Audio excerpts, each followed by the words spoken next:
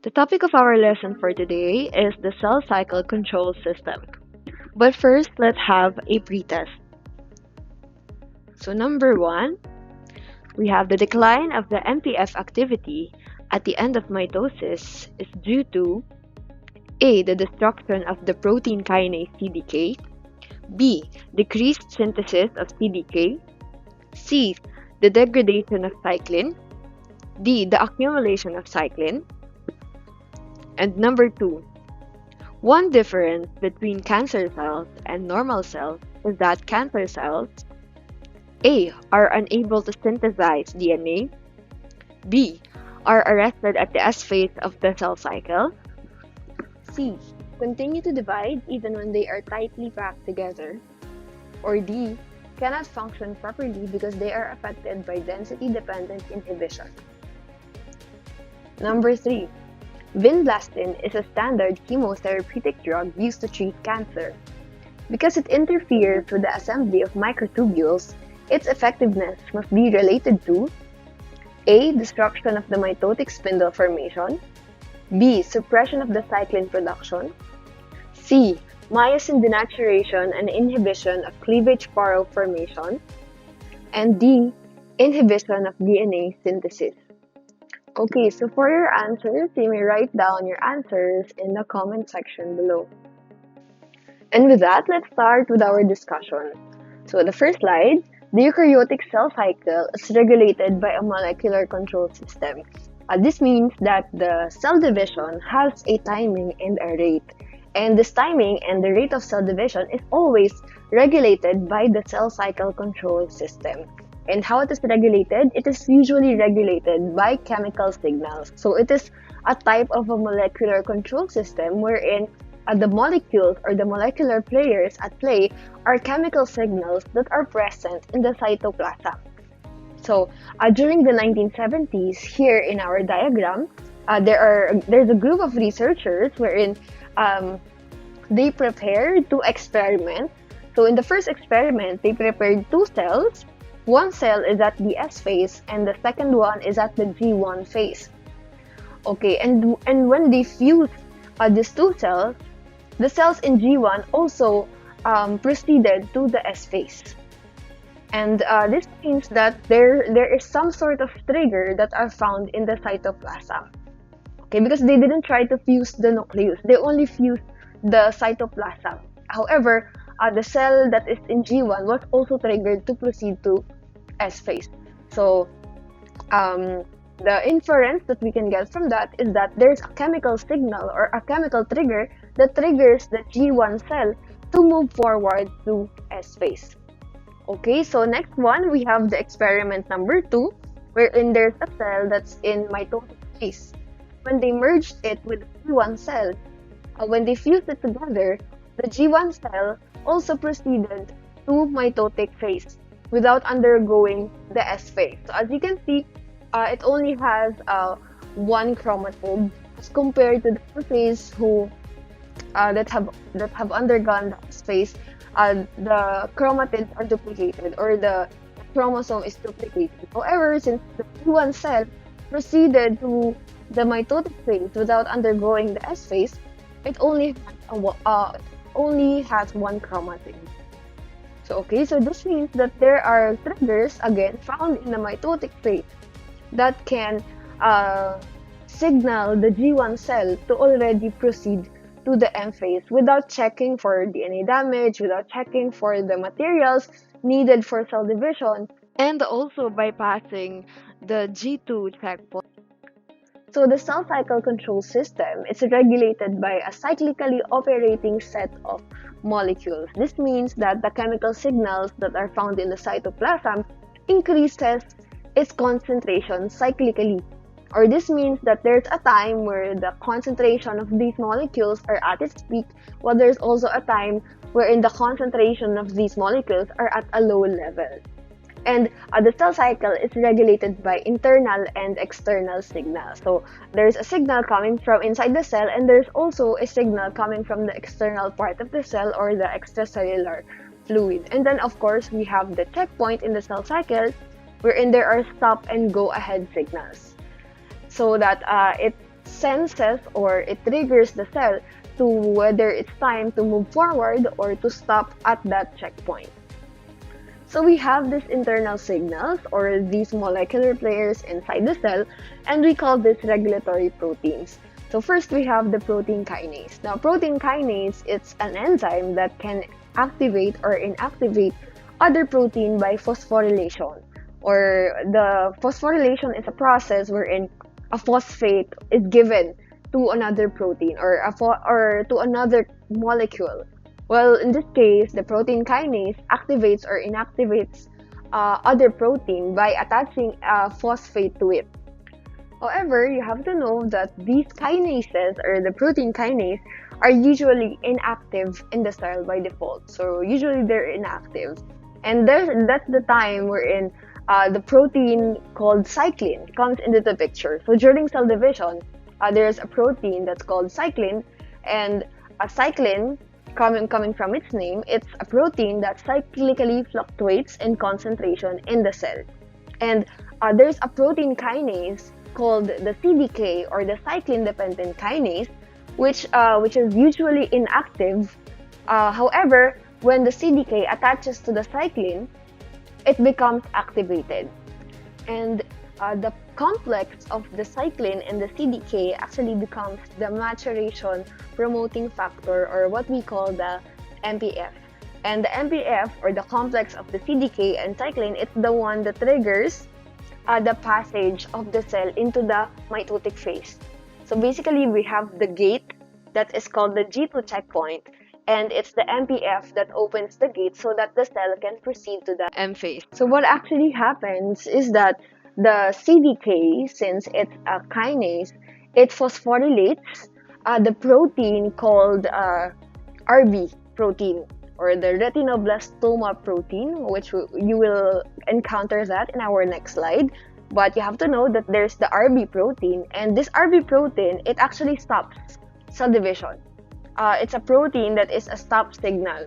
So it secures the cell so that it doesn't divide uncontrollably. Basically, the RB protein controls cell division by making it, by holding it brake. So it's like a car. So the RB protein is the one that holds the brake so that the division, so that your cells don't divide all the time.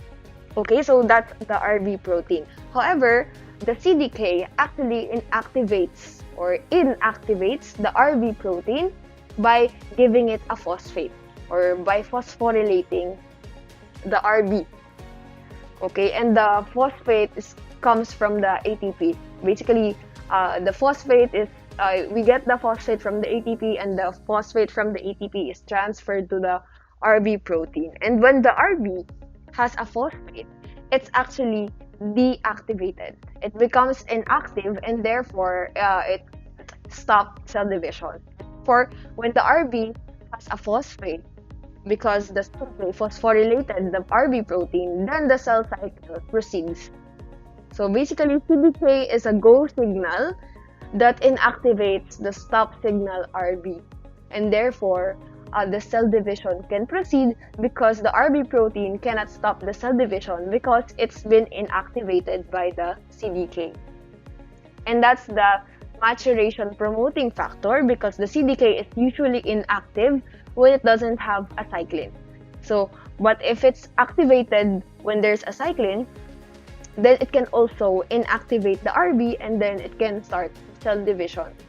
So we have here in this diagram is the cyclin expression cycle, and there's usually other types of cyclin. There are other types of cyclin wherein it couples or it attaches to the CDK. So during G1 phase, we have the G1 cyclin, and if we can see the graph of its concentration during G1, it's actually increasing at the G1 phase. However, when the cell starts to go towards the M phase, as you can see, the red graph, it becomes degraded, or the cyclin or the G1 cyclin becomes lower. Its concentration becomes lower because it's being degraded. Okay, and the next one we have the G1/S cyclin. As the cell transitions from the G1 to the S phase, you can see that its concentration goes up and it goes down as the S phase transitions to the G2 phase with the help of the S-cyclin, and the S-cyclin concentration also goes down as the cell transition towards the M phase, while the M-cyclin concentration goes up. And then, if you notice it from the graph, the M-cyclin concentration goes down during anaphase. Okay, for a better visualization, let's take a look at this diagram. So we have here the MPF in the G2 checkpoint. Again, the MPF, or the maturation promoting factor, it's a complex of the cyclin and the CDK. So first, we have the CDK as a piece of the puzzle, and we have the cyclin as the other piece. So when the cyclin accumulates at the G2 checkpoint, it couples or it binds, attaches to the CDK so that the cell can be signaled, or it can detect that there's enough amount of MPF for me to proceed. So it becomes some sort of a signal to the cell that it's the time to transition to the mitotic phase, or it's time to start the mitotic phase because I have this certain amount of MPF. And that is actually regulated or signaled by the cyclin. So as the cyclin accumulates in the G2 at the G2 checkpoint, and as it binds to the CDK, MPF becomes, or the CDK and the cyclin becomes a complex that is called MPF, and that's the time that the cell passes through the G2 checkpoint and moves forward to the M phase. So now that we know how the cell proceeds or passes through the G2 checkpoint and proceeds to the M phase or the mitotic phase, let's now think about how the cell stops the G1 checkpoint when there's DNA damage. How the cell stops cell division when there's DNA damage. So we have here the G1 checkpoint. Now that you have an idea how the CDK works and how it complexes with the cyclin to form the MPF, or the maturation promoting factor, and how it leads the cell to proceed to the M phase or to the cell division, now we will find out how the cell regulates, how is CDK being regulated when there's DNA damage, and that's what actually happens during the G1 checkpoint. So let's say your cell has a DNA damage. We have this p53 protein, and we call this a tumor suppressor, and it has a name. We call it the guardian of the genome, and its role is to trigger the production of the CDK inhibitor. So this is what stops the CDK from phosphorylating the RB and proceeding to the cell division. So when the cell detects that there's DNA damage during G1, so the p53 becomes activated, or it becomes produced in the cell, and the p53 also triggers the production of CDK inhibitor. So when there's a lot of CDK inhibitor present in the cell, even though there's a complex of the CDK and the cyclin, or even though there's an MPF, the CDK becomes activated.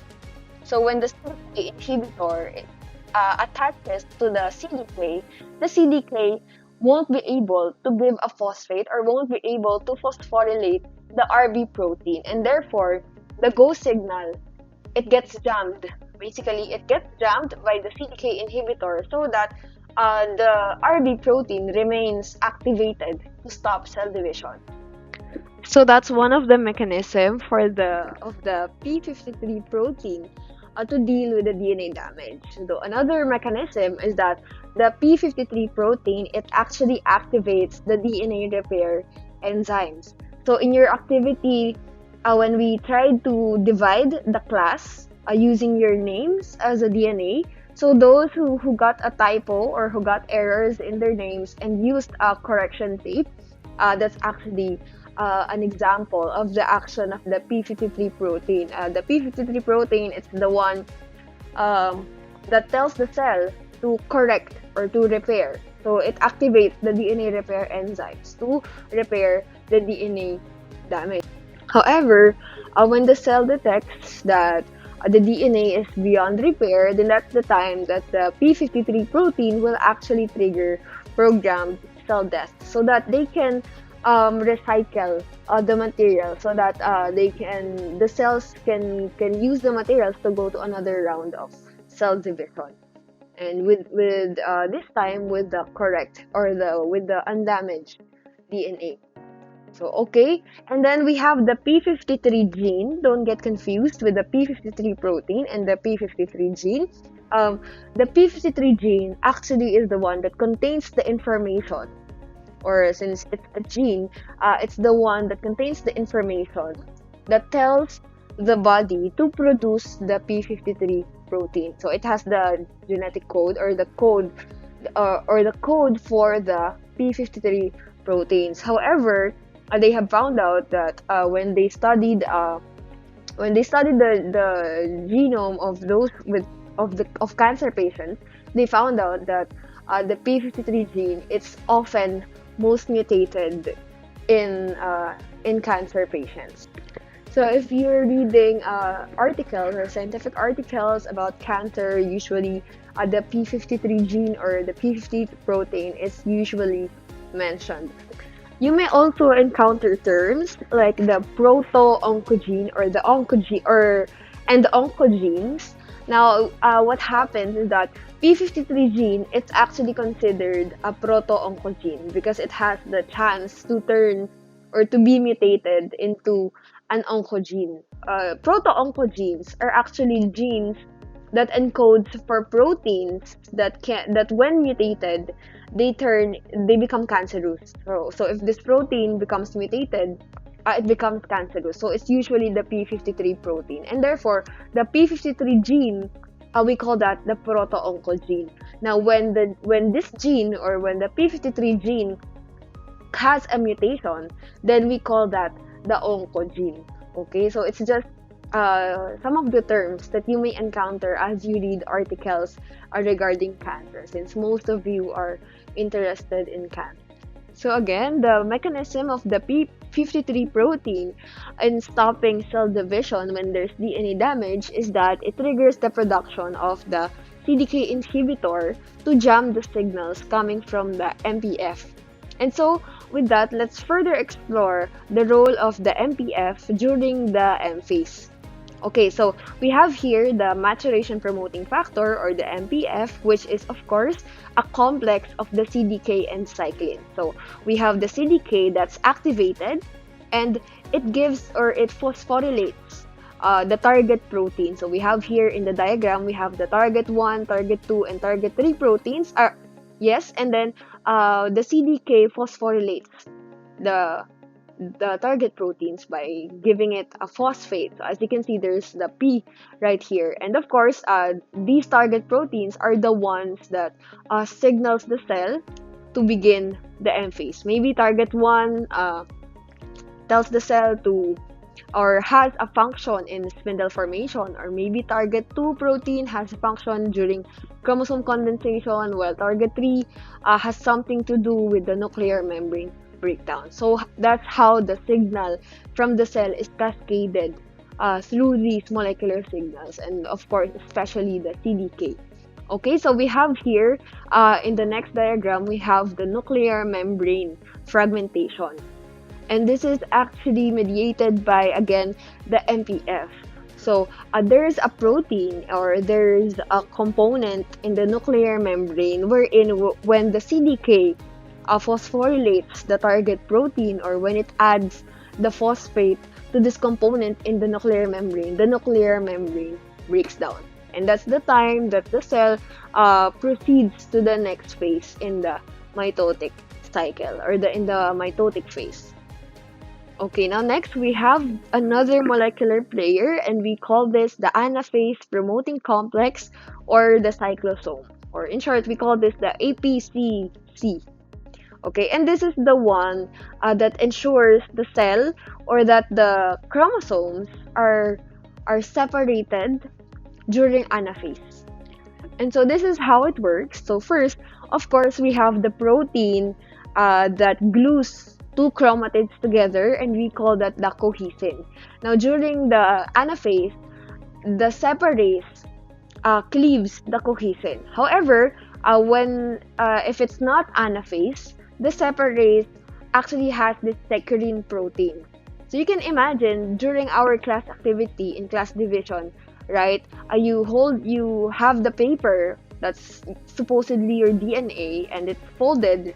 Before you split it up, you cut it with scissors. So that scissors is separase. Now I don't know if you have this type of scissors during in your former years. For example, during kindergarten, wherein we have the scissors that has a or has a lock in it to avoid it from being opened. So That's the saccharin in the cell. So we have the separase that acts like a scissor to cut the cohesin, while we have the saccharin that locks the scissors together. So that's the saccharin. Now, during anaphase, we have the complex known as the anaphase promoting complex or the cyclosome. And what it does is that it tags, instead of a phosphate, it tags a ubiquitin, or it attaches a ubiquitin to the saccharin protein. Now, usually in the cell, when there's a molecule that is tagged, or let's say imagine a tape, and then labeling the saccharin with ubiquitin. Now, when the saccharin is labeled with ubiquitin, it tells the cell that this molecule or the saccharin, this is the one for recycling. So that's it. When the cell, or when a molecule is tagged or is labeled with a ubiquitin, then it signals the cell, or it tells the cell, or this is for recycling. This is for you can throw this in the trash basically, so we can recycle it back and use the materials for other processes. So that's usually the role of a ubiquitin. So when the saccharin gets labeled or gets tagged by ubiquitin through the APC complex or the APC cyclosome complex, then that's the time that the saccharin becomes degraded and the separase becomes free. Okay, and then it can be free to cut. It's free to cut the cohesin protein. Now we have a mechanism or a checkpoint to regulate the anaphase stage, or to regulate the APCC, and we call it the M checkpoint or the spindle checkpoint, wherein we have inhibitory proteins, or we call it the MAD proteins, the mitotic arrest deficient proteins. So what it does is that it inhibits the APCC when the chromosomes are not attached properly to the mitotic spindle. So basically, when the chromosomes are not attached to the kinetochore microtubules, then it prevents the entry of the cell to the anaphase. So this mechanism prevents the chromatids from being pulled apart into two daughter cells, so such as the non-disjunction that leads to chromosomal aberration. So the mitotic arrest deficient protein is what regulates this process.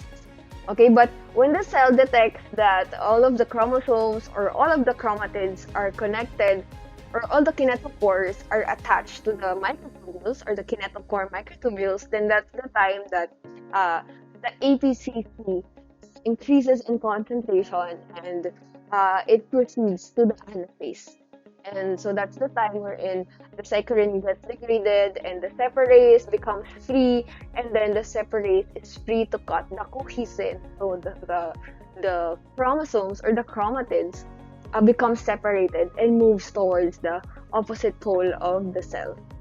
So those are the internal signals that make up the cell control system internally. Now let's move on and let's study the external signals or the chemical factors that are the triggers the cell from the extracellular fluid. It basically signals the cell and it triggers basically the internal signal. So we have here a growth factor, and this growth factor is released when certain cells stimulate other cells to divide. So one example is the platelet-derived growth factor, or the PDGF, and it's usually made by the platelets and is usually involved in wound healing. So it's basically triggers the fibroblast to divide. So we have here in the laboratory, we have step one, we have a sample of connective tissue, and then the enzymes digest the extracellular matrix to result into a suspension of fibroblast. And once you isolate the fibroblast, it was transferred to different culture vessels. So one vessel is without the PDGF or without the growth factor, and then the other cell, it was cultured with PDGF. And now, as you can see here in the diagram, the culture vessel without the PDGF, it didn't divide, or the cells or the fibroblast without the growth factor did not divide. Whereas here in the culture vessels with the PDGF, you can see the cells, that the cells or that the fibroblasts are dividing. So as you can see, for a cell to divide, it needs to have a growth factor. So this is a kind of external signal.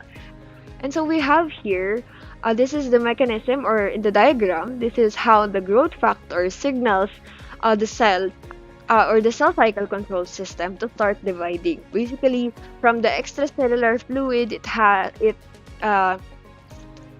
it transfers a signal to the receptor protein in the cell membrane, and then we have here relay proteins that somehow passes the message through the signal transduction pathway to the cell cycle control system. And that's the time that it informs the cell that it's the time for you to start dividing. We have enough materials or enough nutrients for you to divide. So that's basically the message that is passed on by the growth factor. So for example, we have this RB protein, or the retinoblastoma protein, and this is actually a protein that stops the cell from proceeding to S phase in the absence of growth factors. However, if the growth factors are present, then the growth factors actually sends a relay of signals that activate the CDK cyclin complex, or the MPF. And as we have mentioned before, the CDK cyclin, when the CDK is activated by the cyclin, the CDK can phosphorylate the RB to inhibit its function. Since the RB is a stop protein, and so when it is inhibited, then the cell can proceed to the S phase and also to the next phases of the cell cycle. The chemical factors that signals the cell externally to start cell division. Now we have here also an external signal, but these are the physical factors. So the cell also require a physical environment, a certain physical environment for it to start cell division. So we call this the physical factors, or the external signals. First, we have the density-dependent inhibition, and it's a phenomenon in which if the cells are crowded, then it signals the cell to stop dividing. So basically, what happens is that there is a receptor in the cell membrane, and when it detects that they're shoulder to shoulder, basically with another cell, and then it sends a signal to both cells to stop dividing. You can imagine these cells are adhering to social distancing protocols. That's basically it. There is density-dependent inhibition that stops the cell from dividing. And the next one, we have another physical factor, which is anchorage dependence. This ensures that one of the conditions for the cell to divide is that first, they must be attached to something. Maybe it can be a culture flask, a laboratory, or maybe a tissue inside the body, or an extracellular environment, or a tissue or an organ wherein the cell can take root and divide. So that's anchorage dependence. However, in cancer cells, it's not affected by density-dependent inhibition. This means that even if there are cells around a certain cancer cell, it will continue to divide. And also, it's not it's not limited by the anchoring dependence, meaning it can migrate to other cells, and even though it doesn't have a surface wherein it can attach to, it can still continue to divide. And those are cancer cells. So we have here a tumor that is growing in the breast or in the part of a breast. And so these are a lumps of dividing cells. And so as the tumor grows, it may or may not migrate to other parts of the body. Now, when a tumor does not migrate to the other parts of the body, we call it a benign tumor. It just so happened that the other environment or the other parts of the body are not well suited for the cell to divide. So those type of cells, or as they form a lump, we call it a benign tumor. So those cells are benign, meaning it's not well suited to other environments aside from the breast. So we call it benign, and such tumors we can remove it surgically. Okay, however, if the cells that are growing in the tumor, it can migrate and it can adapt to other environments other than the environments in the breast, then we call it a malignant tumor. And what happens is that when the cancer cells or the tumor grow, it can invade the neighboring tissue. And cancer cells have this mechanism wherein it can trigger the production of blood vessels. It can basically trigger angiogenesis. We call the production of blood vessels, or the process by which blood vessels are formed, we call it angiogenesis. And cancer cells triggers angiogenesis for the blood vessels to move toward, or to form around them, and also the lymph vessels. And so that's where the cancer cells can spread through the other parts of the body. And we call the process of the cancer cells spreading through the body a metastasis. And so as these cells metastasize, since these are malignant tumors, there are treatments that or options that we can use to treat these malignant tumors. So one is chemotherapy. Through chemotherapy, the other one is radiation. So here in chemotherapy, we have here an example of a chemo drug, which is Taxol, and its mechanism in stopping the division is by freezing the mitotic spindle. So if the mitotic spindle is frozen, or if it's freeze, then it prevents the microtubule depolymerization. And if the microtubule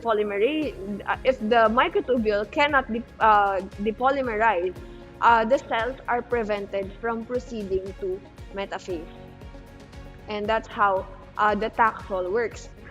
However, some of the chemotherapy side effects that you can observe among cancer patients, such as hair loss, yung weakness ng intestinal cells nila, and other side effects, it's because also the normal cells are affected. And since hindi naman yung buong katawan natin nagde-divide every day, so there are only a part of our organs that needs to divide, such as our hair and our skin, and some of our intestinal cells. And those cells are also affected when they take chemotherapeutic drugs. And so yun nga, we can observe some of the side effects, which is hair loss.